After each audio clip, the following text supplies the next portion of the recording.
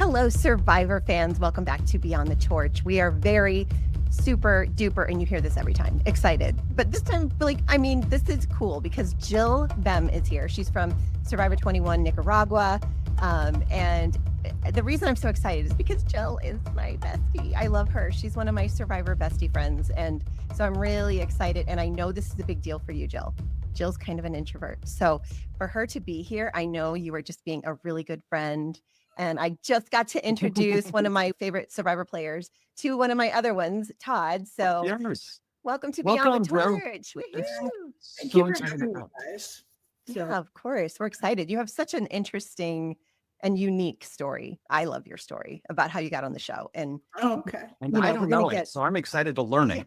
It's really interesting. And not only that, but we do have a fun little segment that we do at the beginning of every single episode, Jill.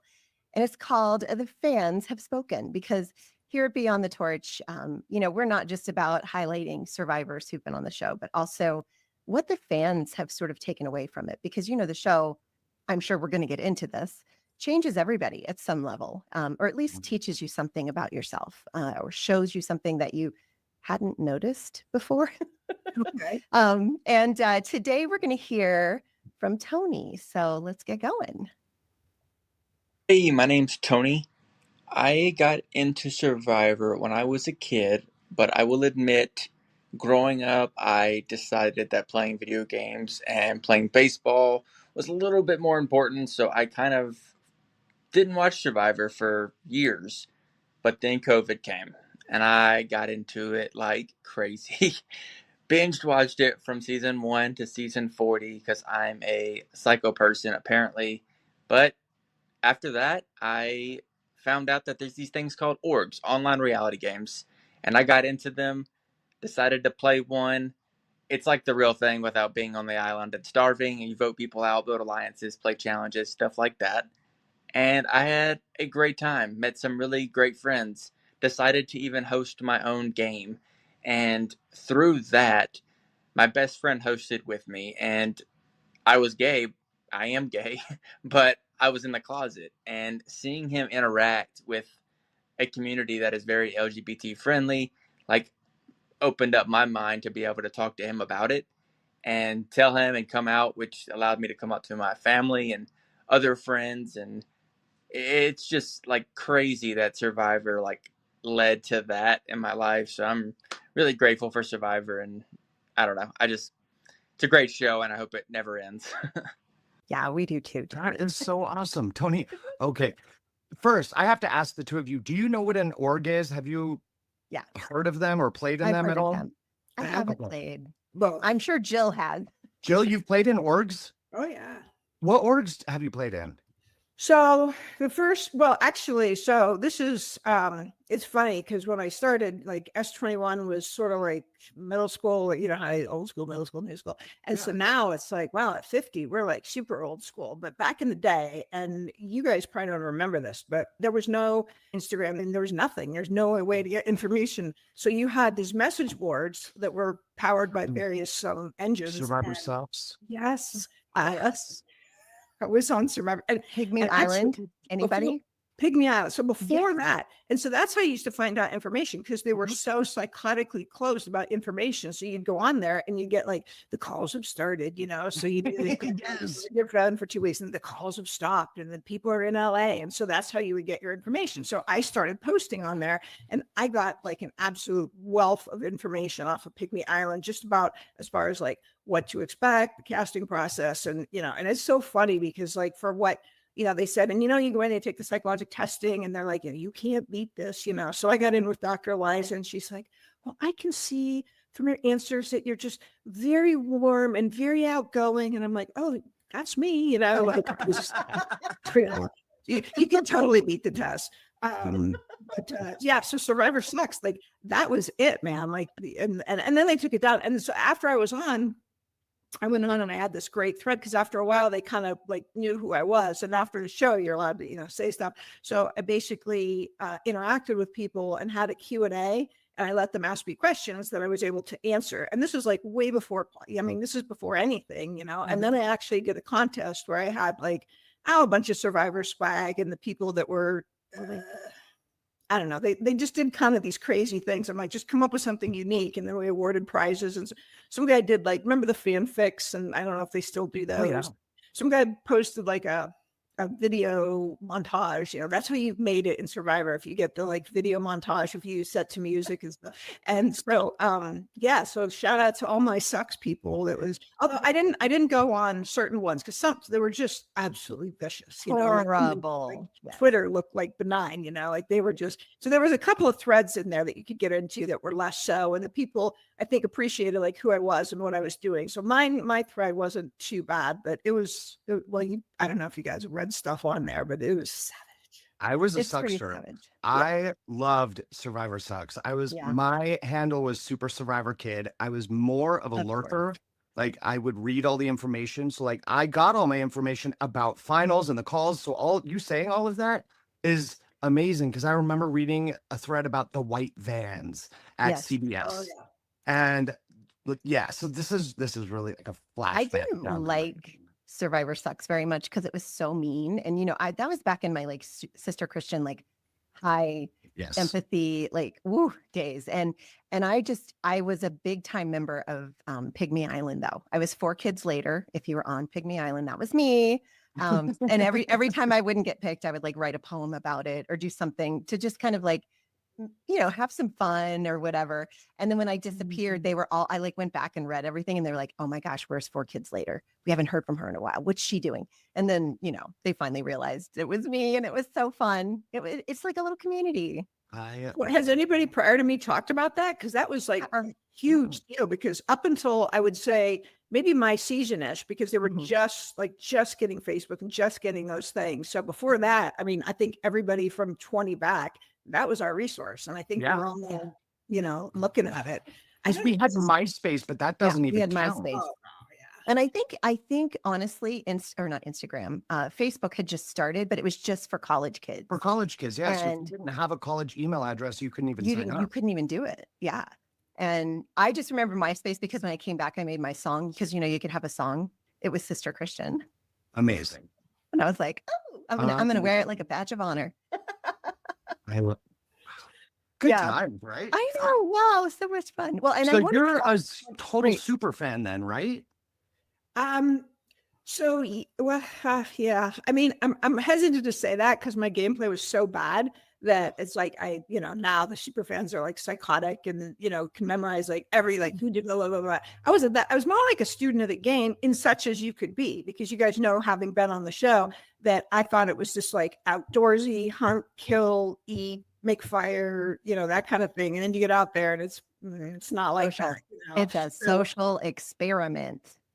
Yeah, and all the behind scenes stuff and the manipulation, which I believe has only gotten much, much worse even since our, seasons. So like that stuff is, so I'm not sure I'd call me a super fan so much as a student of the game. I like that distinction. That's kind of cool. I think I was a student of the game as well. Like I love to study it, but I didn't go and post everywhere. I wasn't like running things, but I knew all of the stuff, like the information. I just didn't want to get like far in the process at some point and then them say, wait, she's all over the internet. We can't have her on there. So I was more of a lurker, except in Pygmy Island, because it was more of a private little, I wasn't a member of Pygmy Island, so I never even heard of it. It was probably older people. Todd, you were a child. And I was which is probably why I was in Sucks. Like right, I was a Survivor Suckster. They were all like 15. Yes. Here's something for you, Todd. So this is a picture. There's all these little is memes before there were memes, right? And this is a picture of Silas. I don't know what's going on here, but it was basically this thread called like Silas Screws, and they would put like something. Well, not like that. Oh, okay. No, this is not pornography. This is him from the show. He's doing something. Like, Jill, what are you watching? There's all these. Oh gosh, yeah. So I don't know. I thought you would appreciate it. I remember that thread, Silas, and it was just completely. It was nothing random super stuff. Random. Yeah, they would put the Dolphins are stinking it up night ground football. So they'd put Silas and then they'd put like a Dolphins logo underneath them and get just stuff like that.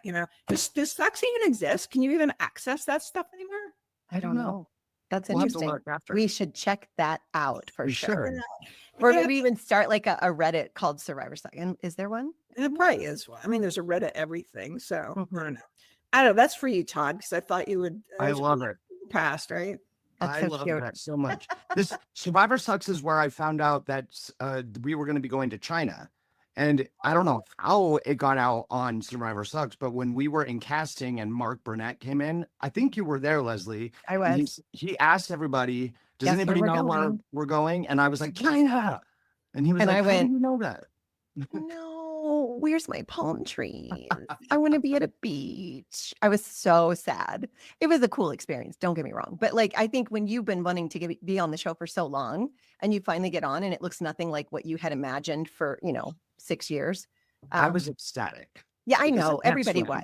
was. Oh, yeah, because you can't swim. Forgot about that. Well, Okay. Jill, how did you get into Survivor? Let's talk about your journey. What made you decide to do this and how many times did you audition? Oh, okay, so this is a good time. So this is for people that are still applying, although Lynn is no longer in casting, which is a travesty of biblical proportions. But Agreed. as of May, my sister-in-law called me. She's like, "You have got to watch this show." This was like right after Mike Scoop and Fell in the Fire.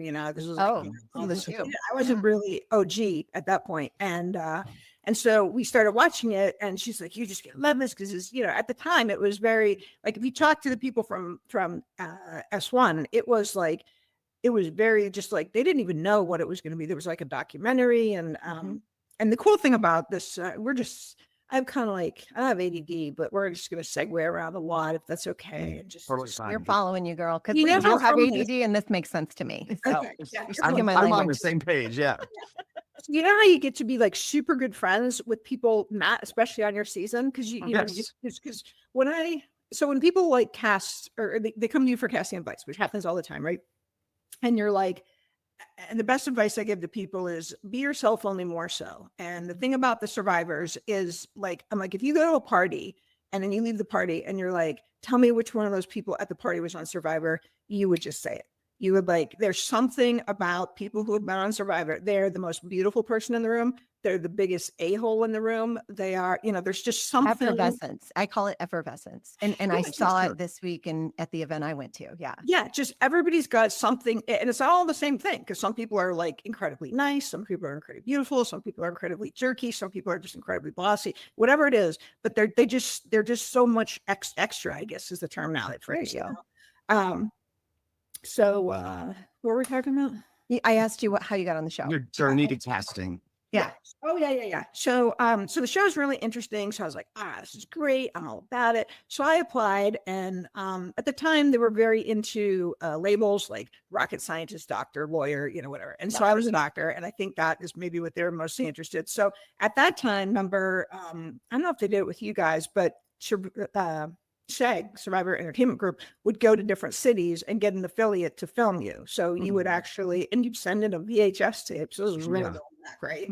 And so I got the call. I went to Chicago, and I was like, I'm going to go in. And I had a guy named Tab Frank, who I think he was like a one-shot deal on SAG. This is back when, this is before my time. I don't even know when in the process it would be fairly early, like 5, 6, 7, 8. And so I went to Chicago, and they come rolling in, and they just reeked of like booze and alcohol. This is a bunch of 20-year-old cat business, right? And so I had this pretty good interview, and afterwards he's like, I'm just so sorry, I'm just like, I'm a Geo, I'm going to crack your back. And so he's like, oh yeah, would you so like crack his back? He's like, I feel marvelous, they know you, and this. So I was like, I'm so getting on the show, and so naturally you get the call. You were great, we loved you, but just not really what we want this season. And you're just kind of like, what the heck? I thought you loved me, And, they always love you guys. They always love you. Again, and I applied, and so they called me back again. And this one was in Pittsburgh, and this is super ironic. And tell me if I'm wrong, but so you get the call, you go down there, and I go into the room, and there's this lady sitting in there, and she's got like a blouse on and this ascot, kind of like short curly hair, and she just looks marmish, like a school marm, or to me even at the time. And so I was like, why is this lady here? Like, what is the point of this? Like, she's not getting on the show. Pretty sure it was Warna. Isn't she even Wanda back? for Palau? Oh, bless her heart. And she Yeah. probably never make it. Like, I know. Oh, that's I know, my and worst nightmare. I know. Oh, well, 100%. right. Yeah. She ends up getting on, you could tell. And she was kind of like, you could tell she was just like ready to bust and wanted to say something. And I was just like, dude, don't even talk to me. I don't even want to do anything with my chances. And so, you go in there and they're just like, oh, we love you so much. Blah, blah, blah. And then they call you and they're like, yeah, you were, keep applying. And you're just like, whatever. So I applied the year before mine. It probably would have been Samoa? Yeah, Samoa. And at that time, Survivor women were not, they were more, all right, I was gonna say they were like eye candy women, like they were terrible at challenges. And I just had enough of it. I was like, oh my gosh, like this is embarrassing. And so I had just won a cycling title, and you got a very distinctive jersey. It's like all the flag jersey, and it's kind of like a green jacket or Masters. Like if he showed up at a cycling event wearing this, people would be like, "Ooh," So I put it on, and I had hair about like mine, and I was like, "Listen," I was like, "I just here, I'm a doctor, blah blah blah." I'm like, at the end of it, I was kind of like, even if you don't cast me, for God's sakes, please put on a woman who doesn't suck, like could just do that for women. Okay. Didn't hear it, not a peep, not a callback, not a nothing. And I'm like, I am done with the show. Because it's very frustrating if you're an overachiever, because if you can't, it's not like medical school or something you can just work really hard and get in or do or work hard enough. It's up to somebody else. So there's only so much you can do, right? So yeah. So I'm just, I'm like, that's it. I'm moving on. I found another project, another hill to climb. And about 6-8 months later, I get an anonymous call on my phone, let it go to voicemail. And they're just like, oh, this is Survivor, if you're still interested, and you're just like, what am I interested? I'm already packed. I'm on my way. Yeah. So they call me and they're like, yeah, we're looking at casting the show, and we're looking at old applications. We're super interested in yours. And so can you send us updated pictures? And so I did. And at the time, I cut all my hair off and dyed it platinum blonde, because I do that from time to time. So I send it in, and she calls me right away. And I think it was, oh, shoot. You guys would know who it is. Noelle Kane. Yes. Okay. So she called me right away. She's like, we just can't. And she's like stuttering. She was so upset. She's like, what'd you do to your hair? And I was like, we cut it all off. And she's like, all right. And I think basically what happened was, she's like, you look too like somebody that we're casting. I'm pretty sure it was Holly Hoffman who was on my season, because she gets short, kind of blonde hair. Yeah. So I was like, so there's your opportunity, just like, gone, So I was like, well, I said, what if I had red hair? And they're like, well, we can't make you dye your hair, but if you wanted to, and then resubmit an application. So I literally, and I was sick at the time, so I took my feverish butt into CVS, got the worst case of like box red hair dye you could get, dyed my hair red, reshot an application on my mountain bike, and I sent it in, and they freaking loved it. They just, I honestly think the red hair is what got me on the show. This just was so distinctive, Yeah, it's a look. And so, yeah, that's the story of how I got cast on Survivor.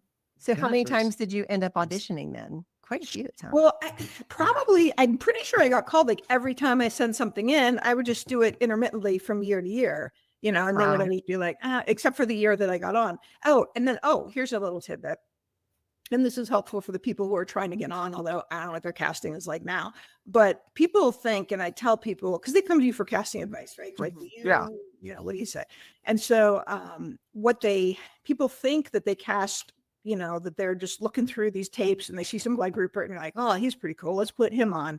And I'm like, they don't do that. They actually set a cast like you cast a movie. Like, we want a NFL wife who's going to melt down and, when she gets into a hardship because she's super spoiled. And we want like a black firefighter, and we want, like a super effeminate gay guy, or we want, go ahead. You know what's funny about this is, who was it? I think it was Lynn Spillman, that she said that they called it the menu, and they outlined very specifically. So yeah, keep going, because I'm loving that you're saying this. Yeah. So they cast, or at least she did, they cast very much like that. And so I found out from Noelle, or actually it wasn't Noelle, it was Lisa Terteria, that I was on a reel. So they grabbed a reel of athletic females over 40. And they just like grouped you like that. And so this is our athletic females to pull from. And they had like 20 of us. And she said Taj George was on mine. And one or two other people were actually on the show. So I was on that reel. And so come to find out, they were building my show, right? Old versus young. And Jimmy Johnson, they were building a cast of athletic people around Jimmy Johnson. And so they went looking for like, hey, where's those athletic 40-year-olds? And so that's basically how I got on. Wow. That's crazy. You don't ever think about that. So, because think about it, when you went to finals, right, in LA? So do you remember seeing like 4 or 5 other people who fit your very specific stereotype? Yeah, for sure. I remember that, for you sure. look and you're like, there's me. Yeah, like that's my competition right there. Okay, So that never occurred to me. I was Really? absolutely not even. I There think were I was just 5 in the mindset, blondes. this is my time. This is my time. I'm doing this. I didn't even notice. The only other people I noticed were like you, Todd, and Denise was there, and Chicken was like these really unique personalities are who I know. I didn't notice anybody who looked like. That's so funny. Oh my gosh. Wow. It is funny because I can remember distinctly getting on an elevator with some like, 20-year-old, I call them booby girls, like 20-year-old booby girls. Right? But, you are who you are. And they would be all like attitudinal with me. I'm like, bro, we are not competing for the same spot. You can smile. Like come on. Different spots. Promise. Promise you. Unsportly to me because don't you understand that? But it's funny you that you mentioned that because like in my Doubletree, is that where we were? What's the name? Yes, Doubletree. Yeah. So we were cast with Redemption Island. So I remember just looking around and like, I could kick all their asses. And then Grant Matos was we were allowed the weight room, and I don't know if you remember much about him. I remember him because he was a beast. Like he had played professional football and he was just in the weight room doing these things that I was like, guy. Oh gosh. Yeah. And Kelly Shin was there and she was absolutely beautiful. And it was funny because my casting director, she told me stories and it was really cool because when you go out there, I was on East Coast time. So I would get up at 5 a.m. anyways, which is like 2 or 3 a.m. like California time. So I would like walk around the hotel and do my laundry and just kind of bop around because nobody was up, And so I would get to like see things and, nobody was up, but it was just a kind of a cool experience. And I was on one of the end corner things. And Lisa said that Tyson, when he was on, would sit by the window in a pair of boxer shorts and put his legs up and spread them out and just stare out the window the entire time.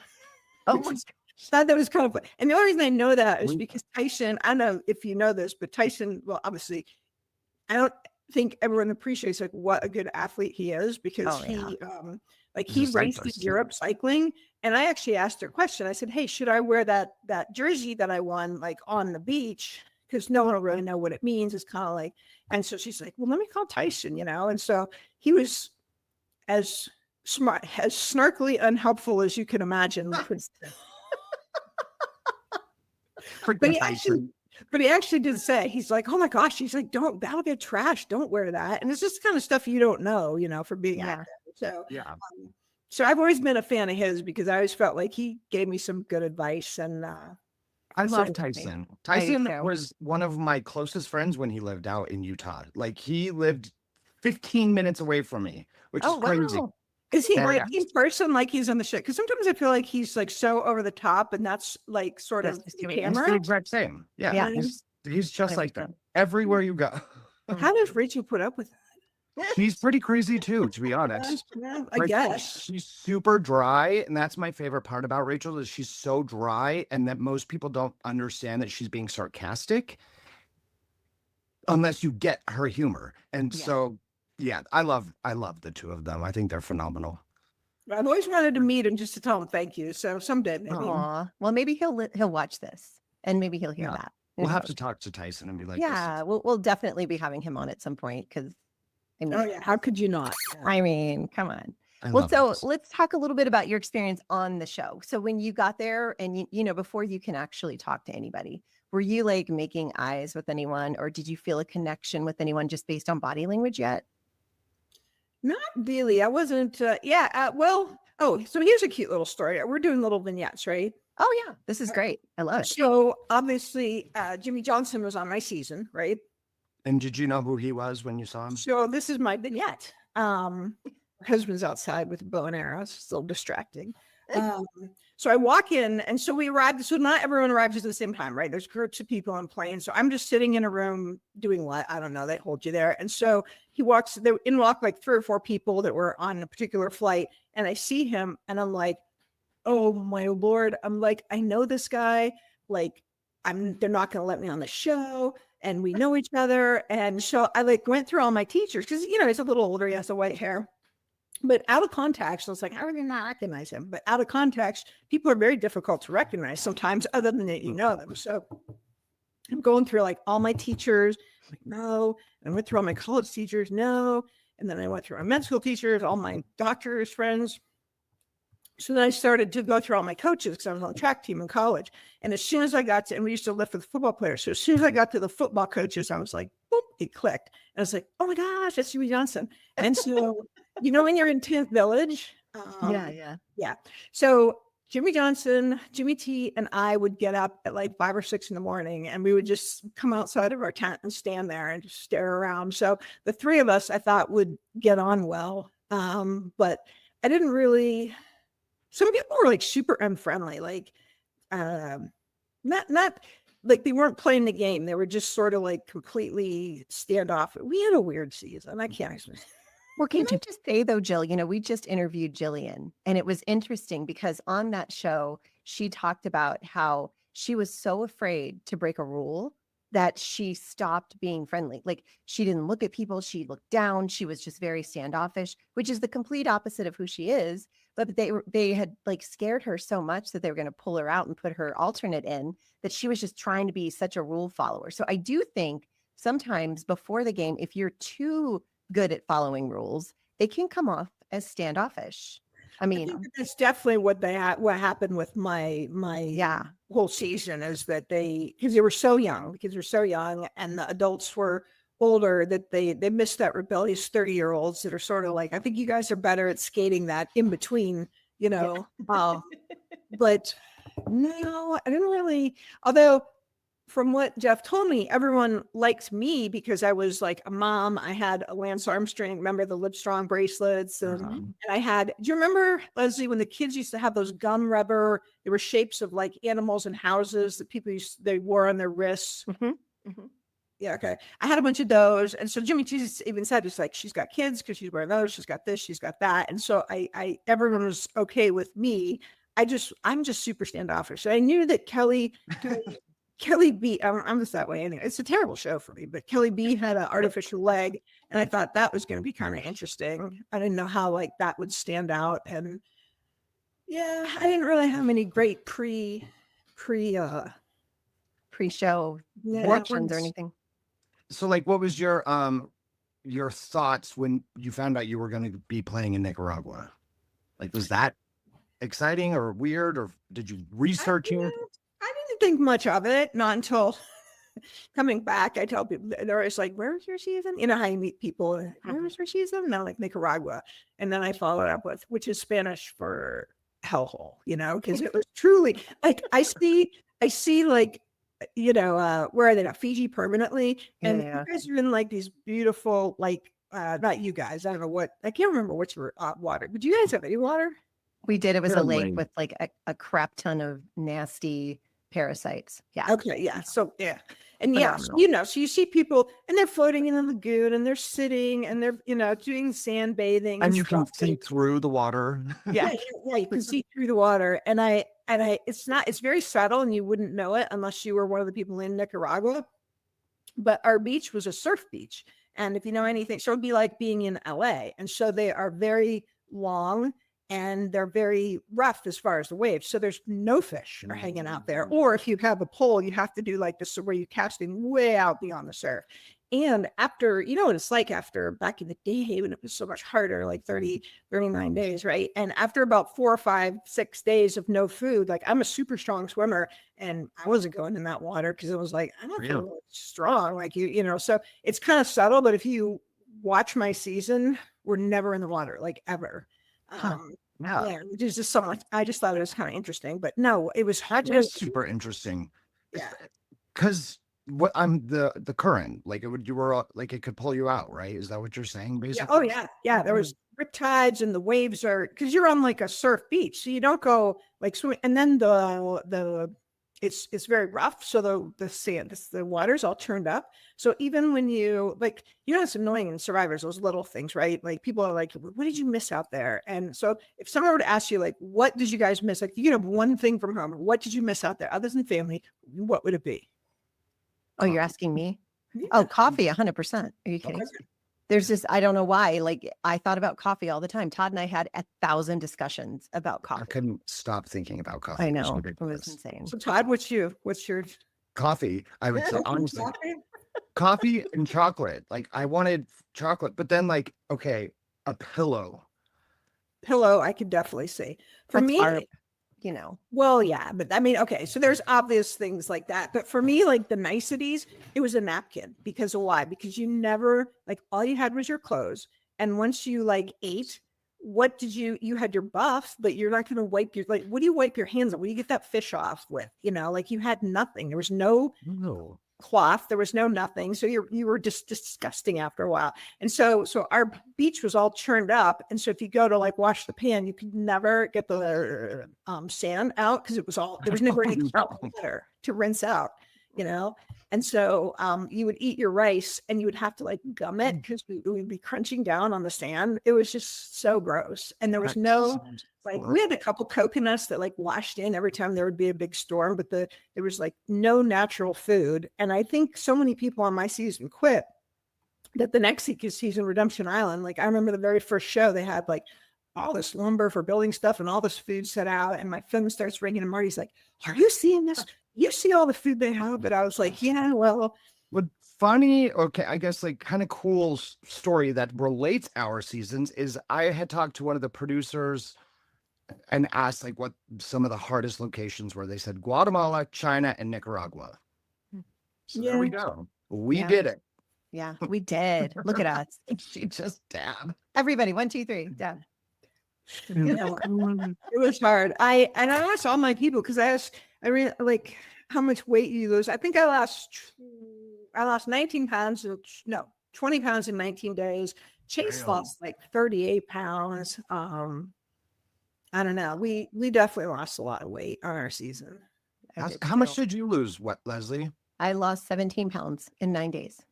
Oh my gosh. But you also know, like I was a ton of weight. I know, I was so sick. It was disgusting. Like, and I remember, okay, this is so funny. And I still think about this sometimes.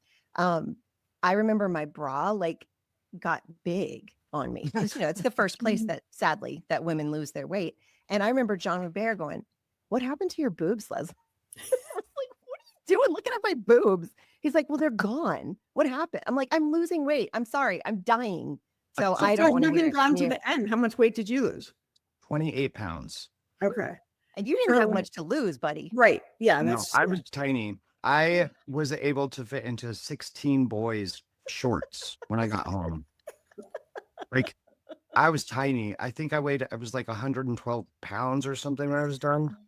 Just gross. Oh. But we were joking around out there, and I was like, yeah, it's heroin chic. Yeah. We did look. I was really like, bad. I can't wait to get skinny jeans because this was that era. Yeah. Skinniest of skinny jeans. Oh my gosh. What was fine? 11? 15. 15. 15. Okay. Mm-hmm. What year was that for you? 2007? 2007. Yeah. Mm-hmm. Yeah. So it was a while ago. A little bit ago. What? 19 years almost. Yeah. A while. Which is absolutely 15. No, I'm 15. 2010, 2025. 15 years. Yeah, it's such an incredible experience. But let's talk a little bit about, you had such a special relationship with somebody out there who I know to this day you guys are still like buddies, and that is Mr. Marty Blumbo, who I adore. Let's talk about that. Why did you connect so much with Marty, and how is that relationship now? So yeah, Marty and I connected pretty, I don't know. You guys know it's like a gut visceral thing. Like there's some relationships that are just instantaneous and some that just sort of evolve over time. And you don't have that luxury in Survivor of evolving over time because everything's so compressed. And so he just, he was a dad. I didn't feel connection. JJ was kind of just, Jimmy Johnson was just kind of out on his own. Jimmy T was, the very first time we got on the beach, like Jimmy T comes running up to me. He's like, I'm in an alliance with the girls. Are you in and out with us? In or out right now? Tell me, swear on your kid's life. And I was like, oh, okay. I'm like, wow. Let me think about that. I'm like, get away from this guy. And I didn't actually get on all that well with women. So which is hilarious to me. Well, I love you. Sorry. I just have more in common with guys. Like all my hobbies are like male type thing. Like when I was cycling, it'd be like, a handful of girls and like 40, 50 guys in the pack, or hunting that I do. It's just my habits are just masculine. And so I understand the alpha male. I get along well with the alpha male. And so Marty was the only one out there that was decently athletic. He was a wrestler in college and he wasn't insane. And so it seemed like a good fit. I mean, all you got to be is not insane, and then we'll connect. Great. The bar is so low. The bar is so low. But like literally, such a cute relationship. You guys are so sweet. Every time I talk about you online, he always chimes in. I love her. It's so cute. So very close. And my youngest son went to college in outside in Stockton University of the Pacific, which is outside of San Francisco. So we went out there quite a bit to watch him play water polo. And so Marty and I would always get together. And is that where he lives then? Yeah, he's right in smack in the middle of San Francisco. That's so fun. And it's just funny. Before the show kicked off, we talked about how you end up being kind of close with people, not even like from your season. And so I met Brooke Struck at one of those like it's not an org, but they have those backyard pickup games, Survivor games. And so Bob Crowley had one as a fundraiser at his house. And so that season was, this is really funny. That season they took, they would just do it for fans. And then like Sandra's done it. And I know Kobe Archer has been up there.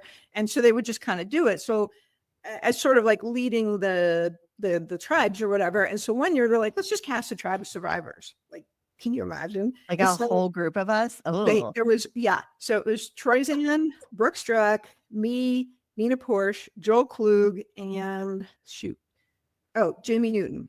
What a fun tribe. Oh my gosh. And they put us on a tribe. Did you dominate? Won everything there was to win. Like, I'm sure you did. I am sure you did. I mean, like Joel is an absolute beast. Yeah. Jamie wrestled in college. I mean, Troy is very athletic. And we just like won, and we had puzzles and to the point where like Bob does it in the surrounding areas, people would come and sort of like sit. He has sort of like an amphitheater. His property is really cool. If you've never been there, you can go there and visit. Like he's got main forest yurts. I'd highly recommend anyone on the East Coast to go spend time in his yurts. Super fun. And he's got a great family that all lives up there. Mm-hmm. The audience was booing us. I remember walking off and like, Joel, they're booing us because we won so much. We're so dominant. Oh yeah. They should have done a tribe swap or something. There was, but what they did was I don't know, Joel did something. He's like, hey, if you I was with Joel the next alliance. So I guess I like alpha males. And I love Joel though. He's such a good dude. Yeah, he is. He's hilarious. He's and he's just a beast. It's one of those like super strong guys. Every tribe has one of those. A guy like James or a guy like who's the swimmer? Ozzy? No. Eric? No, I don't know. You swim for everybody but Todd and James. Swimmer. No. Who's one of the most dominant males in recent years in challenges? I can't think of his first name. Is Jonathan. Yes. Jonathan. Oh yeah. I think he swam for University of Alabama. I think I read that somewhere. Maybe I'm totally making it up. I don't know. But but so you get to be like super friendly with these people from other tribes that you meet or other Survivor seasons. So you're actually like closer with them. And so Brooke is from Sacramento, so I've seen her quite a bit.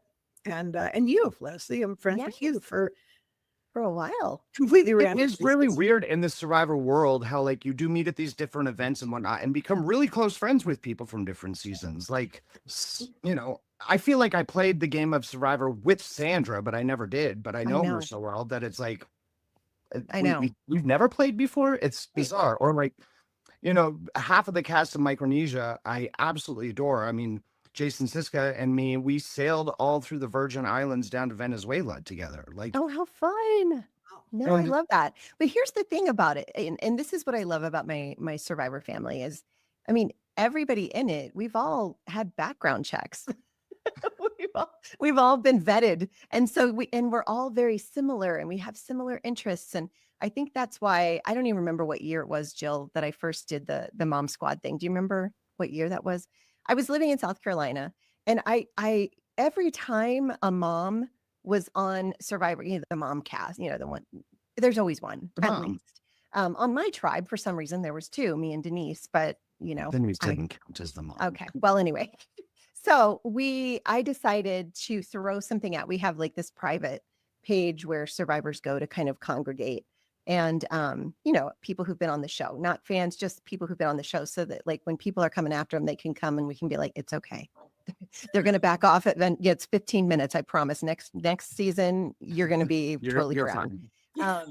And so we have this little place where we hang out. And so I threw out there, I'm like, listen, if there's any moms like this, the stereotype, Survivor mom who was on a season and you want to get together, I would love to have a bunch of moms at my house. And let's just go, like, I think, we went, I don't know, on some different adventures while we were there. We did what was it? You love those rooms, those escape rooms. Yes. Escape room. And we did the thing. I don't know why I can't ever think of what this is called. Zip lining. Yes. I'm sorry. I'm forgetting words. And so we did all these fun things and like just kind of hung out and got to know each other. And so, a few people said, yeah, I want to come. And so like Missy Payne came, Dr. Jill came. We had Sunday Burquest and was it Carolyn? Was she there for that one? She didn't come for the first one. The first one was just the four of us, I think. Yeah, I think it was. And we had the best time. And the coolest thing is Jill came and I could immediately tell that she had my husband's personality and not mine. And I thought, I am going to love her. Like, this is great. I love somebody who is not like me, but like we're similar. It's weird. It's so fun to have so much in common with somebody and yet be so incredibly different. And I just remember you, Jill, sitting at my kitchen table, like on your computer with your little glasses, looking all like doctory, she worked while she was there, but then she would like, put everything away and she would engage in conversation. But I could tell like it was a lot, it was a lot for her because we're very outgoing. Like, get a group of moms together who've all been on Survivor, who are all competitive, who are all chit chatty, type A. It is like we compete to be the one to talk. It's hilarious. Like, we are loud. Word in edgewise, to be sure. You really can't. And Jill just sat there. It was almost like she was in shock, but she had so much fun. And when she was done, she was like, you know what? I'm really glad I did this. I stepped out of my comfort zone and I was so proud of you.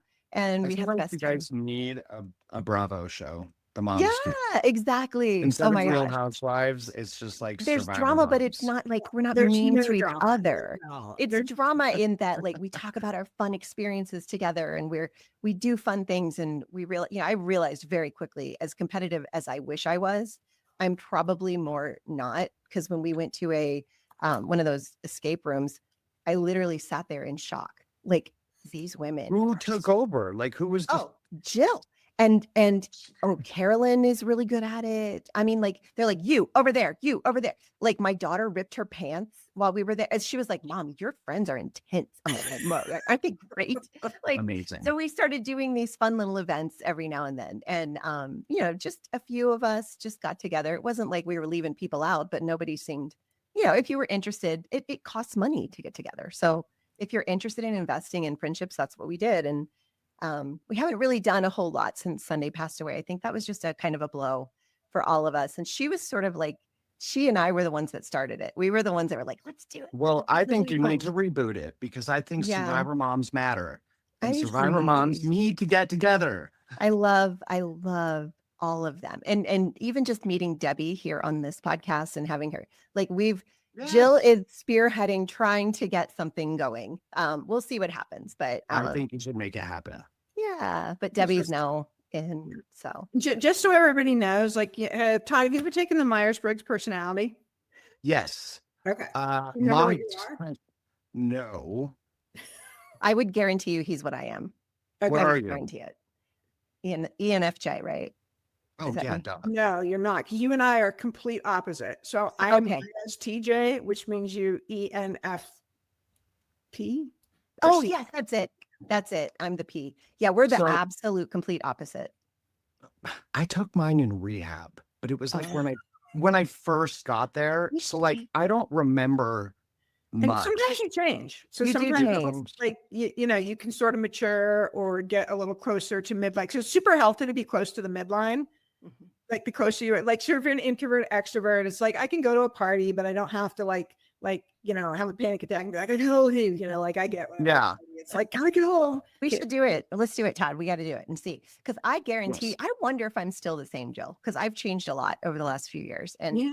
I mean, I I'm a guarantee little you more I'm not. outspoken. I'm a little more outspoken. I'm a little more, I care like not at all what people think of me. Whereas before, I think my entire identity was if Was you worrying don't love her. me, you're not going to love Jesus. So I need to be loved by everybody.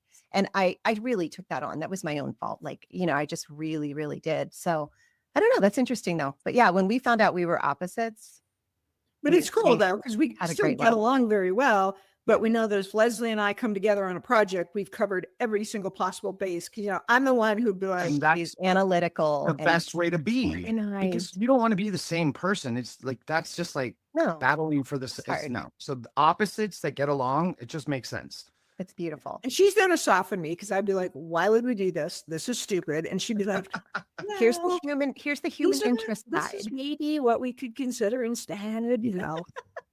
And they love that. Oh my Would you god. guys, would you guys like to tour my survivor room? Yes. Yes. Oh my gosh, So the survivor room. I got to first, sleep tell in us about it, because Okay. I don't even know what we're about to Yes, experience yes. here. Okay. So it's merely just a guest house in my house. I have a house that I decorated in Survivor motif. I was able to, it started because my mother's husband got me a, what do they call them? With these big things you stick on the wall. It's not a standee. It's Like a, flag. no, they're the big giant stickers. There's a Oh, yeah. fan. Like a something- giant sticker that sticks to the wall. Oh my god. There's a name for that thing. We are not finding words know. today, guys. Just FYI. It's There's not not a something going on standee. in the stars. Anyways, you'll recognize it when you see this. But I got one of those, and then I would encourage people. So I'm going to put this up just because you do have, well, you have players, but you also have fans, and a lot of the fans are like super into like the merch and stuff like that. And so this is kind of like my thing that I did, and it's kind of this with stories, and didn't we all just rip off tree mail and stuff from the show, and you know that, and then they have some on auction, which. Now they give the patients, I'm sorry, recruiters to work. She's the doctor Give guy. We the, are patients. contestants don't they give the contestants their torches? Isn't that? Yes, and that is not cool because I had to buy mine. Yeah, no, it is All of cool. them have their We torches. had to buy ours. Yeah. John you're- lets me spend time with my torch sometimes, and it makes me cry. I'm like, And then I Who? also, John, what's his last? But Oh yeah. yeah, he Those are- owns Yeah. my torch, and he'll bring it to events when he knows I'm going to be there, so I can like, you speed can, date. I bet he'd sell that to you. He probably would. I would Yeah. love to. I think he's looking to divest his collection. Oh, actually, I just bought our I should. voting urn because because he's divesting. He's downsized his house and he's selling a lot of his stuff. I'm going to text him in right now. Survivor's I'm West just Rooms, if he has some of your stuff.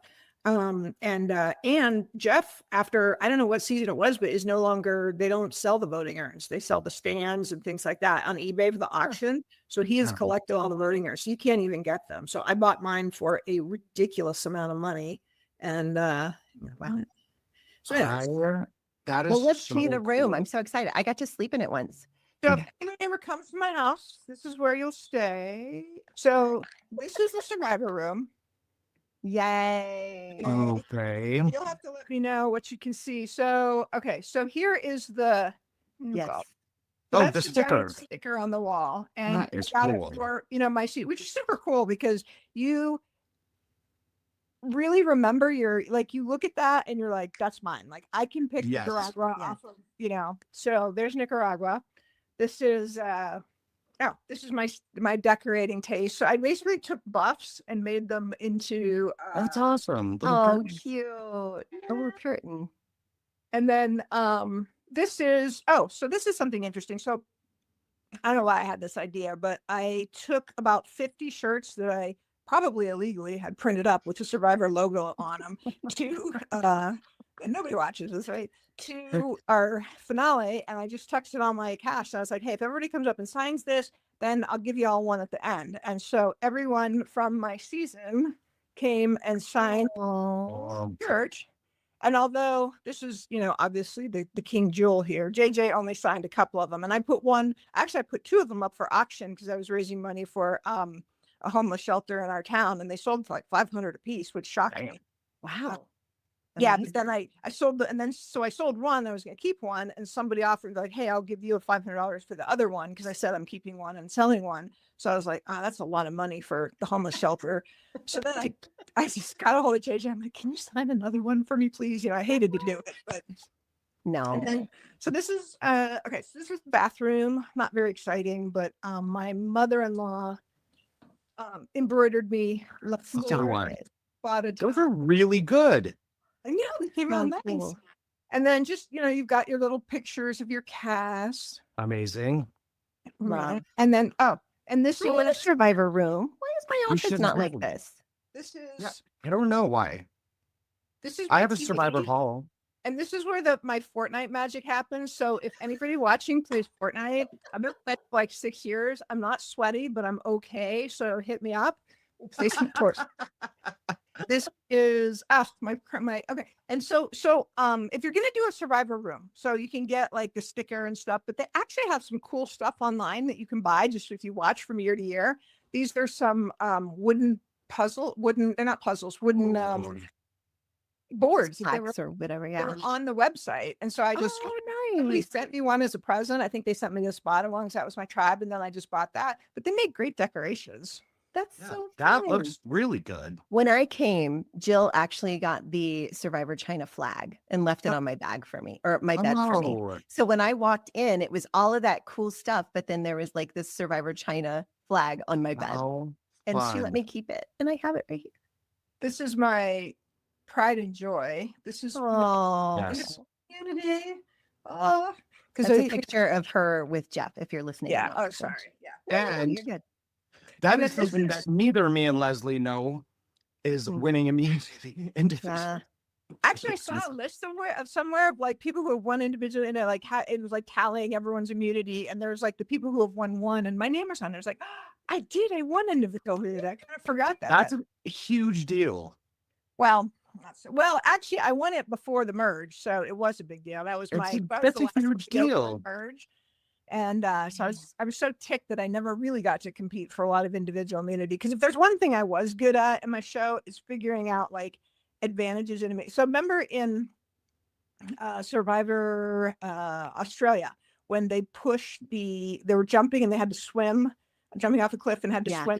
Yes. Oh gosh, and so the one tribe figured out how to push their to the end of the anchor, push their floaty closest to the person would have to swim the least. That's the kind of stuff I'm super good at, like figuring out if there's a loophole or how to like work an advantage.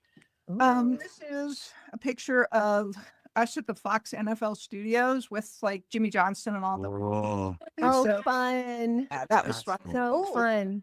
So remember how we talked about being friends with, I talked about the pickup Survivor game. I don't know if you can see this, but you'll certainly recognize this. Oh, yeah, that's Eric. Eric Reichenbach. Yeah. So I commissioned Eric to do a art for me afterwards. And so this is Jamie Newton from that backyard Survivor game that we did up in Maine. And so this is Troy Robinson without his t-shirt because he always would go around shirtless. Yeah. Nina Porsche. Joel. He did this podcast shirtless. Did he? He did. It's so funny.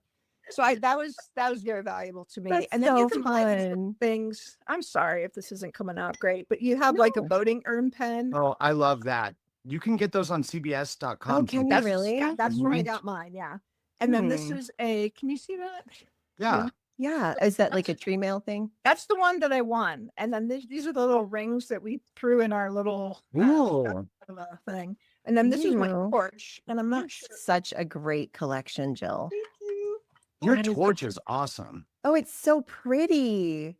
It's so Yeah. detailed. I love it. People just pick them up. They're like, "Oh my gosh, these are heavy." I'm like, and do you remember when they handed it to him? Because in the top, Mhm. this is like just metal, guys. And so in the I have something stuffed in there, but they would literally just pour kerosene, and we'd be whipping around, and then fire. They're like, "Quit moving your torch!" And, they would always scream at us all the time about everything. They're like, "You guys are gonna get yourselves on fire.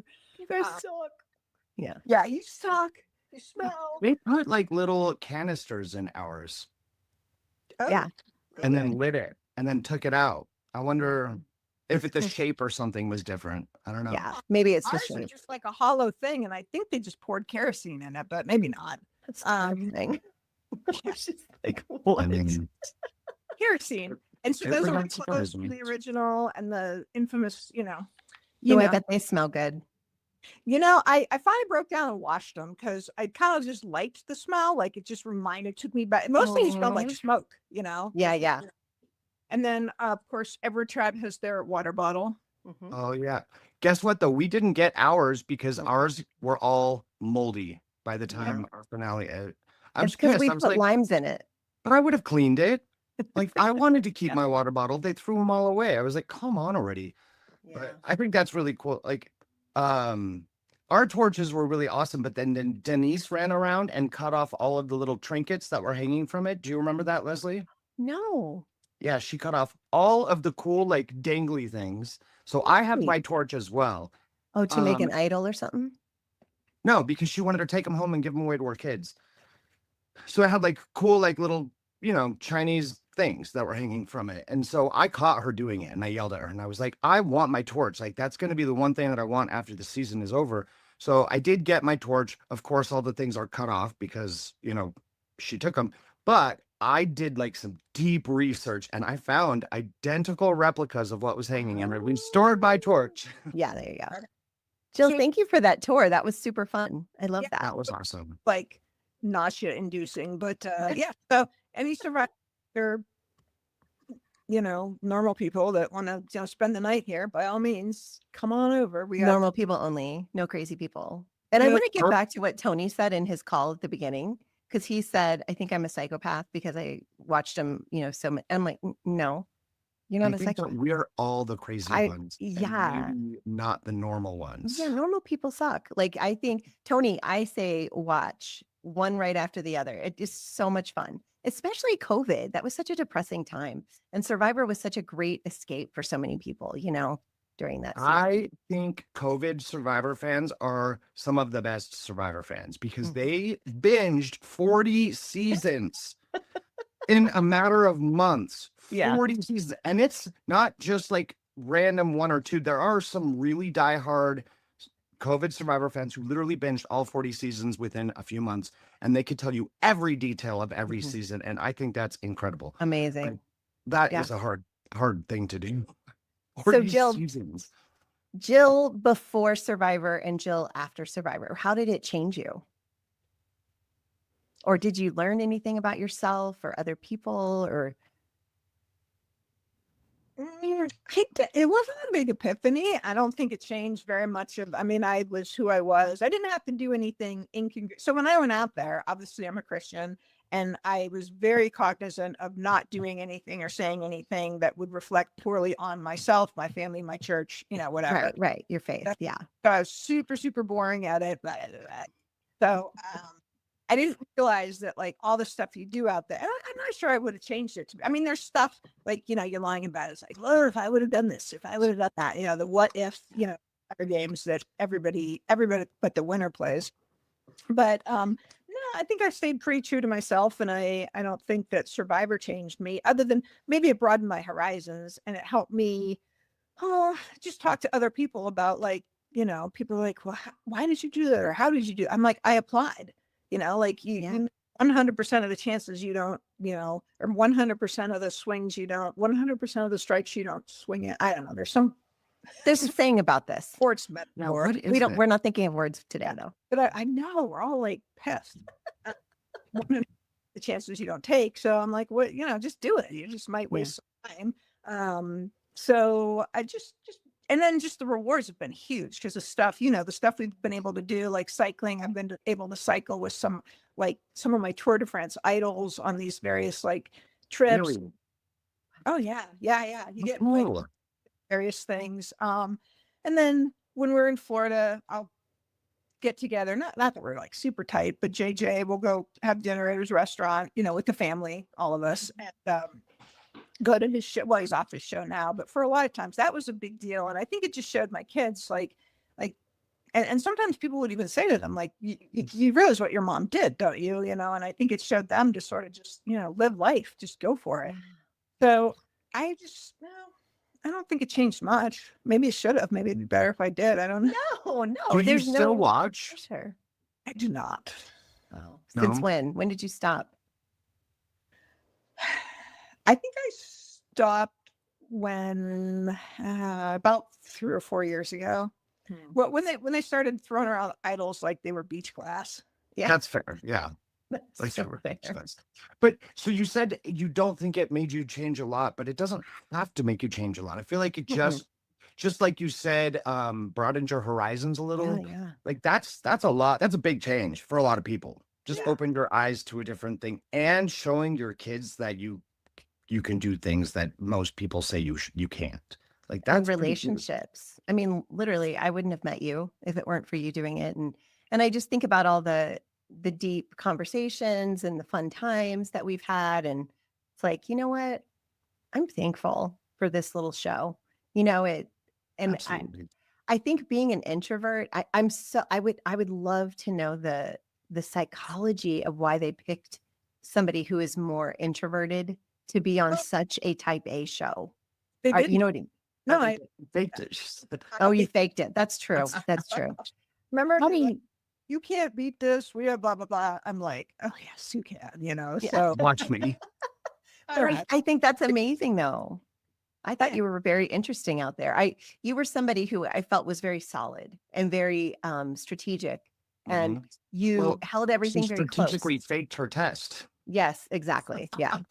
Fraud get it to me. Yeah, I do feel like I was somewhat of a victim of the tribe swap. I think if the tribe swap hadn't gone the way it had, or but Survivor is a game of ifs. I mean, I'm sure Todd, you were people really underestimate. Although Sandra said the other day we were on that call, and she's like, so there's a lot of luck involved, and I was saying, and it's not mine, but I use it a lot to say you make your own luck. So you put yourself in those positions to. What's the other famous quote? Chance favors the prepared mind. So I'm a big believer in making your own luck. So, the people who won twice deserve to win twice. The people who won deserve to win, no matter what, if they, were on Redemption Island and came back at the last minute or, whatever. I firmly believe that the people who won deserve to win for 100%. I say that too. It's impossible to say that someone doesn't deserve to win because of this or that. And it's like, no. But they did. They did something right out there that made everybody who they were playing with give them the win. Vote for them. Yeah. And even if it was done by one vote or all the votes, they deserve that win. You just don't like them as the winner. And that's fine. Right. I've done that, right? Because I know I've heard, various things about, Russell and Natalie. And apparently at tribal council, because they had their editing reasons for what they did, but apparently Natalie hit it out of the park on tribal council, because she was able to tell them, somebody asked, I think Russell, who are my kids or what are my kids' names? And she knew all their kids' names, everything about them. So they didn't show any of that, because they just wanted jury, because that was more of a story. But she put in the work of the relationships to win. So she's absolutely a deserving winner. Yeah. Absolutely. I thought, okay, and this is my opinion on that season 2, is I have met both Natalie and Russell, and just by spending time with them, I would have voted for Natalie too. Simple as that. I mean, let's just all talk about how great it felt when he lost. I mean, he went back the next season and lost again. Yeah. That should say enough right there. You're a woman. Yeah, again. But to give credit where he's due, he revolutionized the game. I mean, Yes, he did. Yes, he did. The idols changed it forever, and he might not have a win, but he's he's famous, Survivor. Oh yeah, he's famous for a reason. Russell Hantz changed the way that hidden immunity idols work, period. We used to wait for clues, we used to wait to earn those clues to go look for it. He's the first one who was like, I know they're here, I'm just going to go find it. And that changed the game, first of all, because now they don't even get clues. They just go. So. Yeah. Wow. Well, I'm thankful for you, Jill. Thankful for your friendship. Thank you for coming on the podcast and sharing your perspective and all the fun little things that you shared. We appreciate Jill, it. you're awesome. This was a lot of fun. I told you. Well, thanks for having me. It wasn't half as bad as I was dreading. So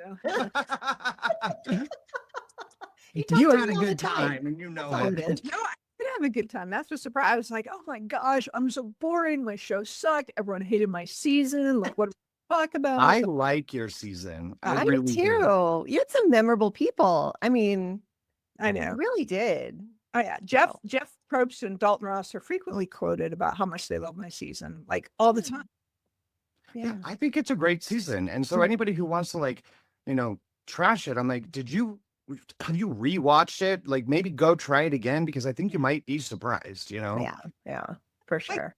And I suppose we had our moments, but we also had a disproportionate amount of quitters, and for what is, I think they're all good, like, even though I haven't been watching lately, and that's somewhat of that is a product of it's changed, but it's also a product of I switched jobs and I went from working part-time to full-time, and I just don't have the time. But it's so a great love of my life. I'm very, very glad to have done it, and thank Jeff and Mark Burnett and Lynn for giving me that chance, and just for getting these relationships, and just what it spawned has been, you can't do, it's just a gift, you guys. It's such a gift.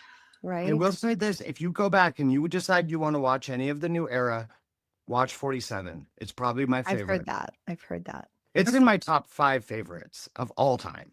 So, Jill, just to give you an idea of the people who are on the show this season, there's a girl on there who actually I'm really growing to like. But she talked about how she collects blackheads and keeps them in a jar. Yes, sage. She collects blackhead. And I thought to myself, what on God's green earth is happening? And now I'm loving the way she's playing. Like, it's been fun. She's one of the best players of new era. She's hilarious. She is so dry and sarcastic and says it with a straight face, and you're just like, what are you talking about? But she's great. Yeah, it's been really fun. Maybe I'll resurrect it and I'll start from 47 on. And I mean, I skip 48. I have to, because eventually you're gonna stumble across these people and be like, oh, sorry. Oh my gosh, that was me this week. I went to an event with Rob Has a Podcast, and I was having conversations with people. I had a conversation with this one kid. I won't tell you what his name is. And I'm talking to him, and he's so sweet. And I'm thinking, oh, what a nice Survivor fan. And then he goes, yeah, when I was on Survivor, I learned blah, blah, blah. And I went, I need to go back and watch all these things. I have no idea who I was talking to. And apparently he's a really big deal. No, I do, but I'm not going to say his name because I don't want him to know it was him. And then I'll feel bad. Okay, tell me after. I'll tell you after. Okay. But anyway, I had no idea. And apparently he was very well loved. I do encourage you to watch 47 and maybe not 48. I don't know, Todd. 47, 46, 45, 49. Yes. There you go. It'll restore your faith. All right. Yeah. Thank you, my dear. I will see you very soon, and we'll talk soon, because I know we're going to do another Zoom soon. Bye, guys. Yes, thank you. Have a great day. See you. Thanks. Bye. Well, what did you think? I thought she was freaking awesome. Like, she was great. She was great. She I hear her humor. I hear her. I would say she's dry as well, and I love it. And that is like one of my favorite type of humors, because it's my just husband. So I love it. I just makes me smile. Yeah, she was great. Yeah. So well, it's funny, when we first started, before we pushed record, she was like, I don't know, man. I don't think I have anything to talk about. And I was like, Jill, are you joking? Like, we talk for hours when we get together. I'm like, you're just talking to me. It's no big deal. She was being way too hard on herself, because look, it's been an hour and 11 minutes. I know. And she talked for most of it. I love little Miss Jill, little Dr. Jill. That was awesome. Yeah, I mean, I hope that you guys had fun listening to me and Todd talk to Jill and her experiences and how the psychology, I guess, can be manipulated. Who knew? I mean, I guess it makes sense because I've always wondered, how did she get on this show? Because really, really introverted. Listen, I know a contestant, and I will not say his name, but he took the psych test like 7 times before he passed. So, like, wow, it happens. It happens. Just saying. So funny. Plus, she's a doctor, so she knows. She's like, oh, this question means this, so I need to answer it this way. Yeah, she's not stupid. She can figure that out. That's what they're looking for. I mean, she's been around, I think, and it is true, just being around survivors this past week and feeling that energy. That it's just it's so I don't big. even know what, yeah. It's like it comes a out and presence. and I don't even know the word. What is it? And like it surrounds the room and it feels, you're drawn to. Very much, very big personalities, big. Yeah. They draw you in. They make eye contact. They're loud and fun and have stories and want to know about your life. It was just really kind of cool to see. So just a reminder, and I get to see it again next month when I go to. Yeah, I'm going to be going to Over the Edge. I'm raising money. Listen, if anybody wants to give, I don't know why I'm having the hardest time this year. It's the Wildland Firefighters. I'm raising money for them. If you want to support it, you can find me on the Over the Edge Celebrity Weekend page. And I'm just trying to get some money to support these guys that are, and women and men who are risking their lives every day just to kind of keep us safe and to keep our communities from burning to the ground. Pretty tough. And right now they're not even getting paychecks, which really sucks. So the grassroots Wildland Firefighters they're very helpful in times like this to help support them and get them what they need until the government, gets off their ass. So please get out. Please let them quit. Somebody. I'm supposed to fly out of the freaking country in 2 weeks and I'm scared to death. Oh no. I don't want to get stranded in Ecuador. Like, come on. Yeah, that would be tough. Well, I tell you what, maybe by the time this show airs, all of this will be a dream and it'll be over. So. I hope so. We're gonna hold that. Anyway, hey guys, thank you for hanging out with us today on Beyond the Torch, and don't forget, we want to hear from you. The fans have spoken. We need your voice if we're gonna have a segment like that. So leave us a voicemail, please. And be patient because we're gonna play as many as we can, as often as we can, but we only do one show a week. So yeah, and so like if you have a question for me and Todd, if you have a suggestion for the show, whatever, like, leave us a voicemail. Let's put you on the show and let's talk about it. I think it'd be fun. So I love that. Thank you. Or send us an email, beyondthetorch@gmail.com. So thanks for listening, and we will see you next time right here on Beyond the Torch. Bye, guys.